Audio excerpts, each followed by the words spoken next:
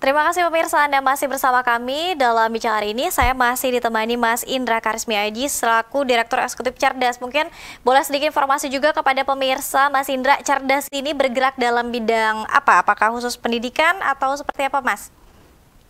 Memang Cerdas ini khusus pendidikan, Ya. kita membantu pemerintah, membantu sekolah untuk meningkatkan mutu pendidikan, tata kelola, dan lain sebagainya. Semua hanya di pendidikan. Semuanya di pendidikan, baik, termasuk regulasi dan menyoroti beberapa Betul. kebijakan pemerintah ya, Mas Indra ya.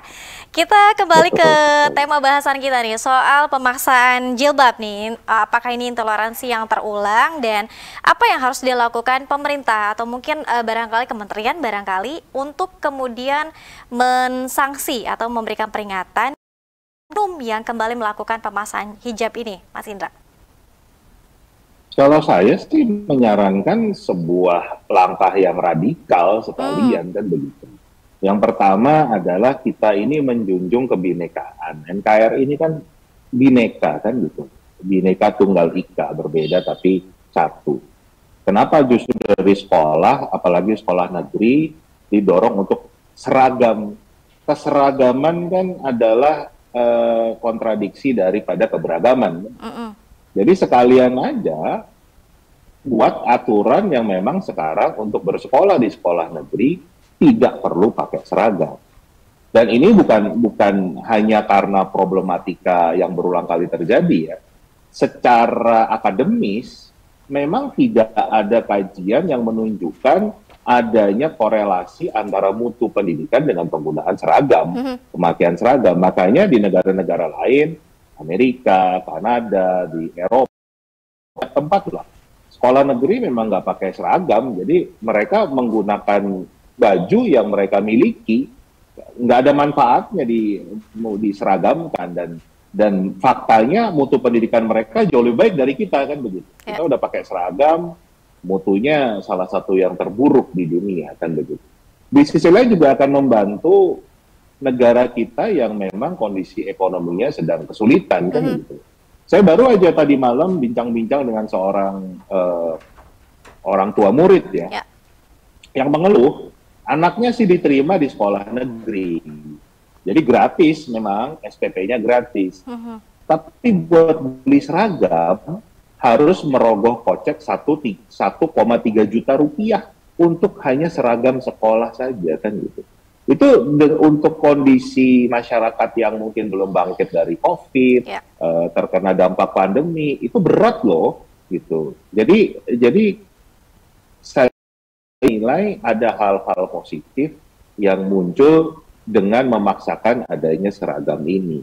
Jadi sekalian aja dibebaskan menggunakan seragam. Kebetulan saya dulu SMA juga sekolah yang nggak pakai seragam, Mbak. Jadi sudah pernah merasakan, kan begitu, Mbak. Nggak ada masalah tanpa seragam, hasilnya bagus-bagus aja kok, kan gitu. Bahkan mungkin lebih bagus daripada yang berseragam, kan gitu.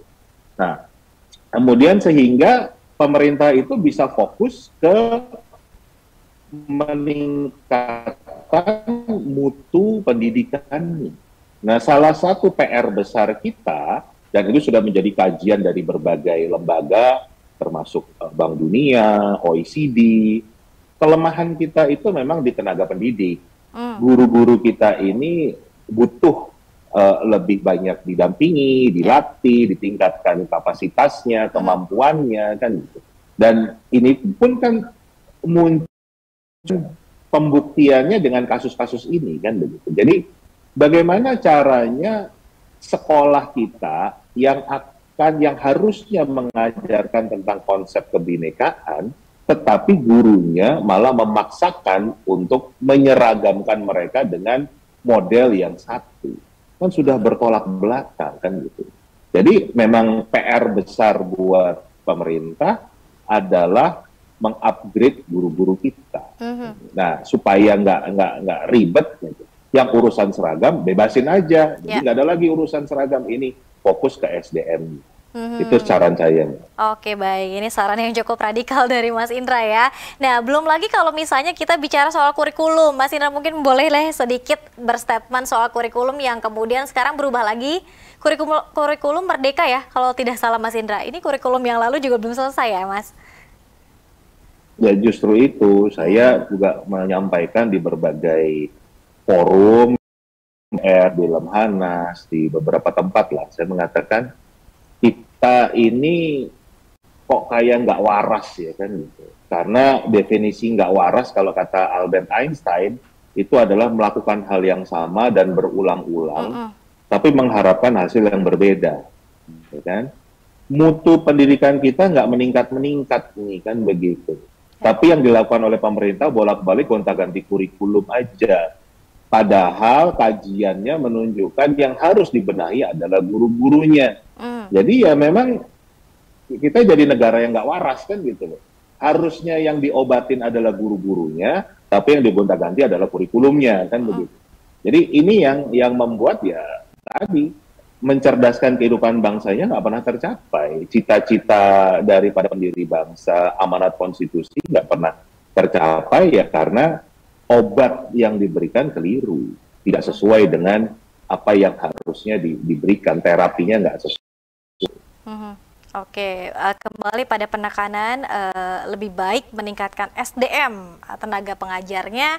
Kemudian kalau soal seragam sebetulnya Karena ini hal memang sepele. itu memang kajian internasional semua Ya. merujuknya ke sana. Bahkan di Kemendikbud sendiri tahun 2015 itu juga melakukan yang namanya uji kompetensi guru. Uji kompetensi guru itu berarti ngetes kemampuan gurunya. Rata-rata tuh di 56 Mbak, nilainya. 56. Nah, coba kita lihat kalau di kampus nilai 56 tuh nilainya berapa coba? Lulus nggak? Tidak. Nah, itu guru-guru Ya. itu guru-guru kita kan begitu. Artinya ini tidak menyalahkan guru-guru ya, tetapi memang juga selama ini belum ada program yang mumpuni untuk mengasah guru-guru kita, mengawal kompetensi guru-guru kita, meningkatkan kompetensi. Ibaratnya pisau itu kan tetap harus diasah. Setajam apapun pisau, kalau nggak diasah akan tumpul juga. Nah, kita belum punya bagaimana mengasah pisau ini supaya tetap tajam. Itu yang harusnya menjadi fokus. Jangan malah terbelokkan dengan urusan seragam, kan begitu. Bolak-balik urusannya seragam, padahal problem utamanya adalah di SDM. Oke, baik. Ini hal sepele tapi cukup mengganggu ya Mas Indra. Kita rehat kembali Mas Indra. Iya, berulang kali. Berulang kali. Kita rehat kembali Mas Indra. Ini sudah banyak sekali yang ingin bergabung bertanya terkait dengan tema kita yang akan kita bahas. Nanti kita akan bacakan pemirsa ya pertanyaannya usai jeda. Tetap bersama kami dalam Bincang hari ini.